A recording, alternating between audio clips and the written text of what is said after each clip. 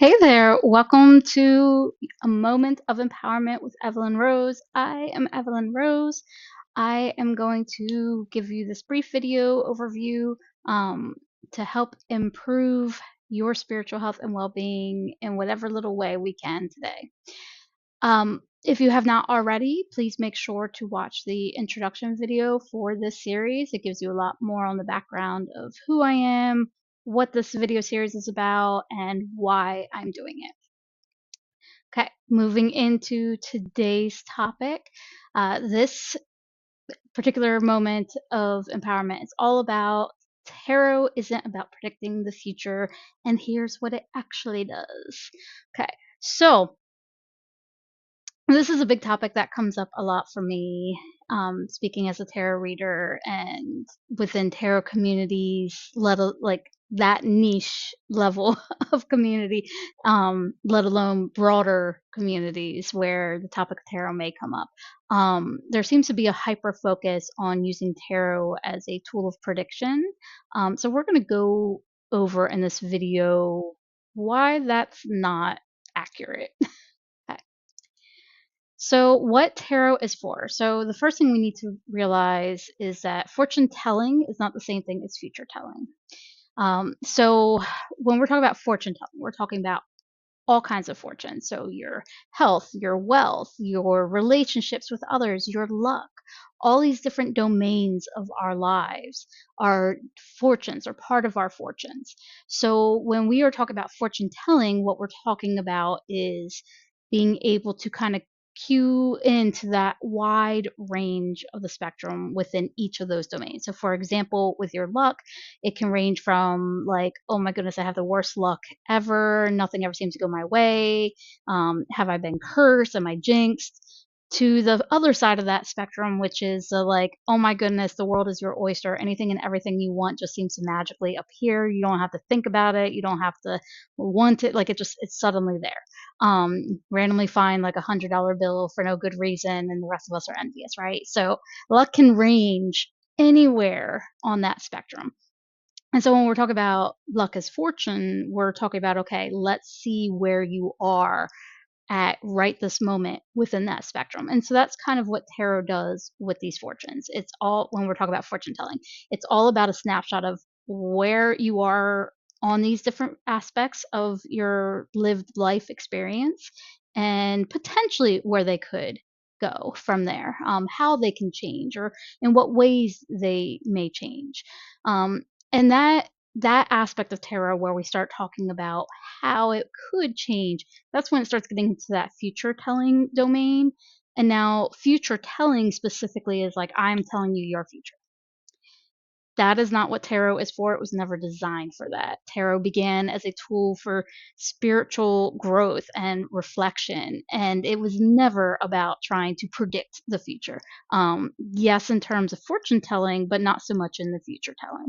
Can you create a future better if you know and understand your fortunes? Absolutely.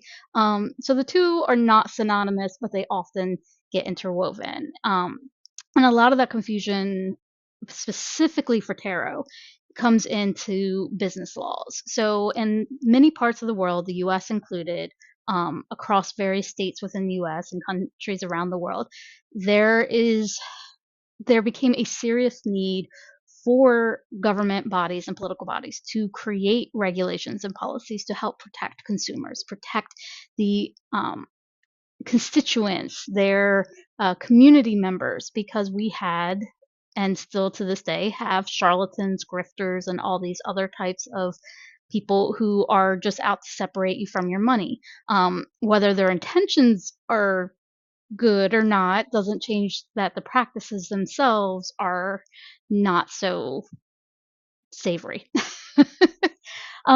So the business laws are really designed to help protect us from any kind of harm that could come because of somebody who is maybe so eager to earn money through whatever means necessary, or maybe they do approach it with a little bit more authenticity than that, but they haven't considered the potential harm from the way that they promote their services that they're offering. And we see this a lot with tarot.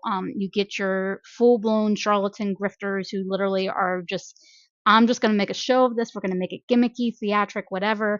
And the sole goal is to make you want to give them money. Then you also get the ones that same effects, same potential harmful effects, which are the ones who like, oh, I really believe in this. I really think this is helpful.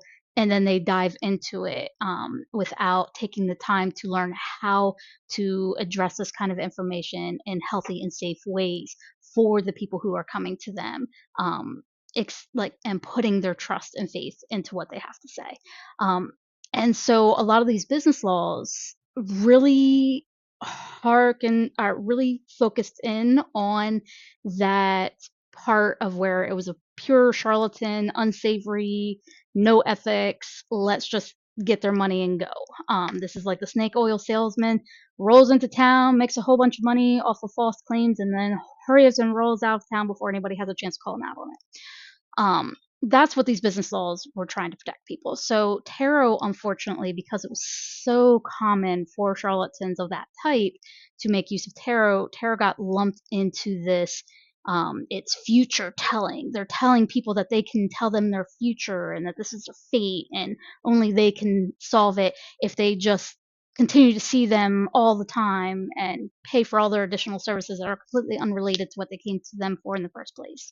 So the business laws basically came up to either ban fortune telling outright as a way to avoid people from using things like tarot and similar divination methods, as well. And when they're less strict and they don't do a full ban, they will require anybody offering these kinds of services, no matter their level of authenticity, no matter their level of training, no matter their level of expertise and ability to do this in a healthy, meaningful, and safe manner.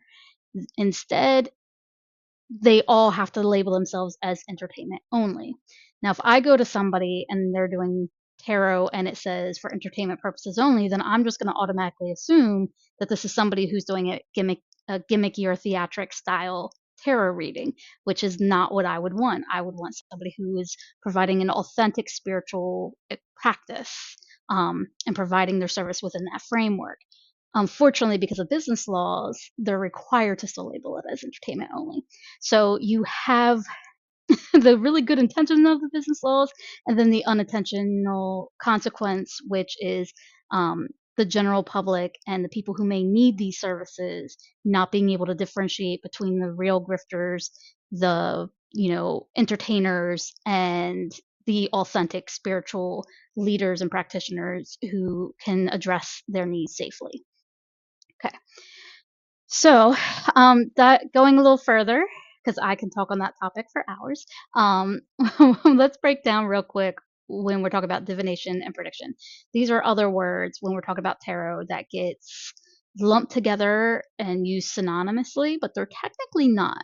So divination, it includes tarot. It can also include things like runes. It can involve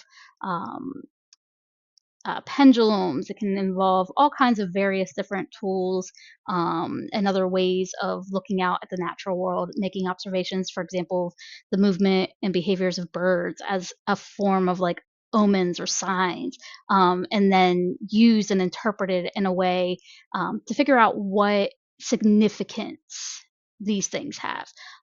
So this works through synchronicities, right? So those are those things that come up that are, to anybody else seeing these things in your daily life, they may go, oh, that's just coincidence. But for you, they have meaning. And that meaning making is that synchronicity. So when we're talking about tarot readers, when we're talking about divination, this is what we're doing. We are actually taking a look at all these different signs and things that we see and looking for the patterns, looking for the meaning making, sorting out between what is just coincidence and what is synchronicity, and helping you to establish more synchronicities and recognize more synchronicities in your life to empower you to make meaning of those things that help and empower you in your day to day. Meanwhile, predictions goes into full foretelling. So where divination has a little bit of that, prediction element to it, full predictions are when we say in advance of something like, this is what's going to happen. Now, that said, when we hear about tarot and predictions, we automatically assume that any prediction made by a tarot reader is 100% like that it's going to happen, or it's all bogus and none of it's going to happen. It's all made up. That is not the reality of how predictions work. Just like weather predictions, you have all these different weather variables and data. So things like temperature, things like humidity, things like cloud cover, things like wind speed, direction, all these different things, right? And all of those weather factors, what are the pressure systems doing? Where are they moving? What's a jet stream up to? What are the ocean currents doing? Okay, all these different factors play a role in what the weather prediction is going to be. If you are tasked with predicting the weather and you are missing any of that data, your prediction is going to be less likely to be accurate. Just like if I'm sitting there to do a reading and you don't give me a specific question or focus area, if you keep all your thoughts and your feelings entirely to yourself, I'm still going to do that tarot reading. It's not a problem. I'm going to see what comes up and I'm going to share it. Whether or not you give me any feedback or not, I'm going to share that. Will it be meaningful experience to you? From my experience, from the people who've come to see me and have had tarot readings, yes. That said, if what you're looking for is specifically a prediction and I'm giving you that, it's going to sound very generic. It's going to sound more general in terms of a prediction. And that's because I don't have enough data to be able to formulate a reliable prediction in that sense. It's also a reason why with my particular style, I'm not, some tarot readers, like prediction is like their forte. For me, it's not my focus area. You're going to change anything. And that kind of gets into that other aspect of this weather versus tarot. What is predictions, right? So with that analogy of weather predictions, when we do take a look at the 10-day forecast, right? That 10th day will say, maybe it's saying it's going to be, sunny and warm and beautiful. And then you get 3 days out and suddenly it's like, you know what? It's still going to be warm. It's still going to be really nice, but it's just going to be a little cloudy. And then by the day of, we've got raging storms. It's cold all of a sudden. We don't know what happened, right? Where did all this lightning come from? All these different things. And the reason I bring up this analogy with weather is because it changes day to day. Every variable, minute to minute, all it takes is the wind speed or the direction of that wind shifting a little bit. And that's going to completely derail the accuracy of that prediction. Any variable changing the littlest bit. And that's the same thing with tarot. Even when a tarot reader is making predictive claims, or their style focuses on predicting whether it's outcomes or a path forward, it's foretelling in that sense, but it's not,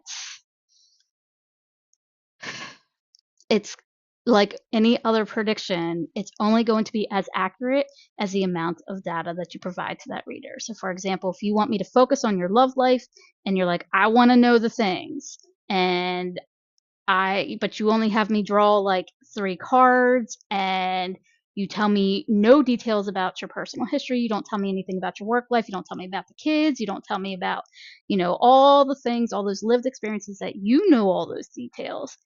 My prediction is not going to be as accurate as if you were reading the cards for yourself, because you would have those variables to calculate into those patterns. So in that sense, yes. Can you use tarot for predictions? Absolutely. But that is just a tiny, tiny sliver of what tarot is for, and any predictions made with tarot are no different than predictions used in any other way. The amount of data involved determines the quality of those predictions, and whether they are true predictions or just kind of like, here's a snapshot of, some things that may come up, right? All right, and then finally, our last point that I want to make sure that we end on is this idea that tarot is simply a tool. Just like, when it comes to math, right? You might be able to do mental math just fine. but you still got to sometimes show your work, and tarot is that way of showing your work. And then for others, when it comes to math, like myself, that mental math is not my strength. There's some issues with numbers. We have a very complex relationship. Um, so for me, tarot and is one of those tools that really helps me. Just like with math, a calculator would be super, super helpful, especially if I can have a scientific calculator and you actually have me trained to properly use it right. Fantastic tools, right? And suddenly I can do this really complex math. Same thing with tarot. Um, it is a tool and it can be used to help us tune into our intuition. It is meant as a tool of reflection. It is used for insight and clarity. My favorite use for tarot as a focus point. Some of us were a little scatterbrained, squirrel brain today in this modern, fast paced world with all the electronics. Our brains are everywhere. So, tarot is that tool that kind of helps us take that moment, center, relax. You're focusing on the shuffling of the cards. You have a particular question or concern in mind, and you are focused 100% on that thing in the course of that reading. So, tarot is a tool for all these things. And how you use it, your approach to it is going to be a little different from anybody else's. But at the end of the day, what it's not is not a future telling device. It is not. It is not a predictor of all things to come. It is a tool. Okay, it's a spiritual wellness tool. Okay, if you would like to learn more about this topic, this video does coincide with my blog that from March 2025 called Tarot Isn't About Predicting the Future, and that's a good thing because it is. It really is. Okay, Tarot 101. This is my free mini course. It is designed for seekers and skeptics alike. So if you want to have a better understanding of what tarot is and whether or not it is for you, either as a potential tarot reader or just somebody who might go to a tarot reader, please enroll in my free Tarot 101 course, and it gives you that information with no nonsense involved. Then there are my weekly Q&A and AMA sessions. These live streams are opportunities to get your questions answered live on the air. Lunar lunch breaks are on Mondays at 1 p.m. Eastern, clearing conversations on Saturdays at 5 p.m. Eastern. And then finally, my newsletter. Please become a moonbeam. I send exclusive content, additional exercises, links to anything that I've got going on, events, blog, all that good stuff. So please make sure, check out the links in the video description below to see what is there for you. And of course, thank you so much for joining me. I hope this moment of empowerment helped you in some way. If it did, please remember to like, comment, and subscribe below. Doing so helps others to find their way here, as well as make sure that the algorithms are trained to understand what you actually like and need more of in your life. All right, thank you, and keep radiating hope into the world.